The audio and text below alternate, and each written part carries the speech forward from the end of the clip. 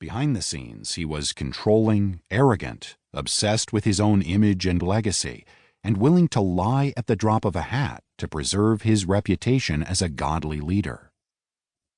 I'm grieved that my participation with and support of these leaders has likely caused harm to people. But when I was working with these leaders, I couldn't see this clearly.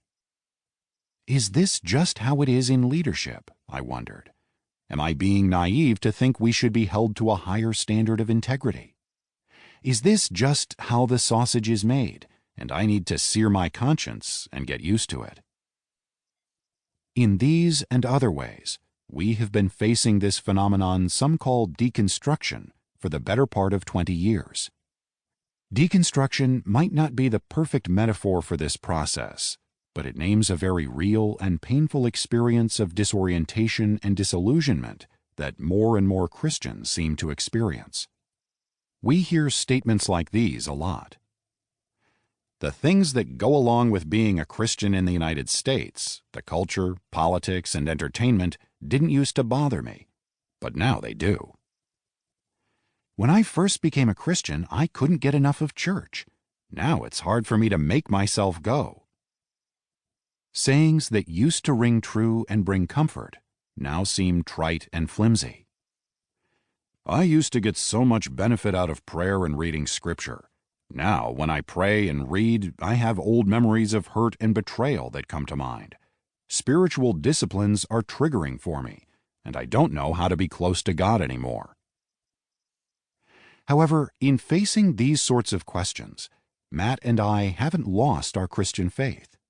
In fact, we are more committed to Jesus than ever before.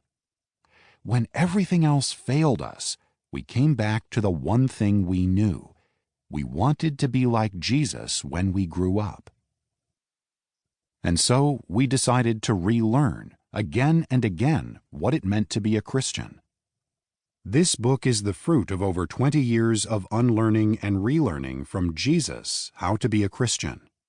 We are still unlearning and relearning as we go, but the fruit of our 20 years of wrestling is that we now have a way of reconstructing Christian faith as an agile, here-and-now, moment-by-moment awareness of God in everyday life, centered in the love of Jesus Christ. We want to share with you the shape of this ongoing reconstruction of faith. Of paradigms and practices. The process of reconstruction can take many forms, but for us, and for the people we've worked with in discipleship and coaching, there has been a central component of reconstruction that undergirds everything else. It has to do with how we see rather than what we do. It's about our vision before it's about our action. We need a new paradigm, not just new practices. Often, when we want to change our lives, we start with behaviors, new to-dos, tactics, techniques, or spiritual disciplines that we hope will bring about the transformation we desire. The doctor tells me that my cholesterol levels are too high, so I start a diet and exercise regimen to lose some weight. I realize my bad temper is ruining my closest relationships, so I enroll in an anger management class. I ask someone whose character I admire about their spiritual rhythms, and I start implementing them in my life. It's common sense that if we notice a problem, we ought to do something to fix it, and we often carry this general assumption into our faith as disciples of Jesus. We think it's mainly a matter of adding good practices to our lives: prayer, quiet times, Bible study and meditation, silence, solitude, and so on, that will help us build or reconstruct our faith.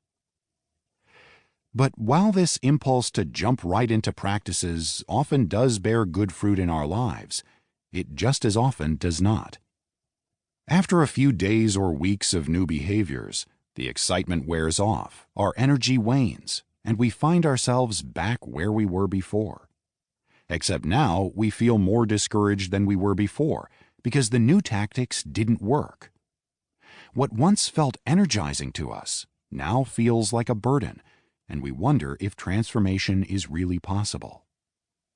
What is going on in these situations when our new behaviors are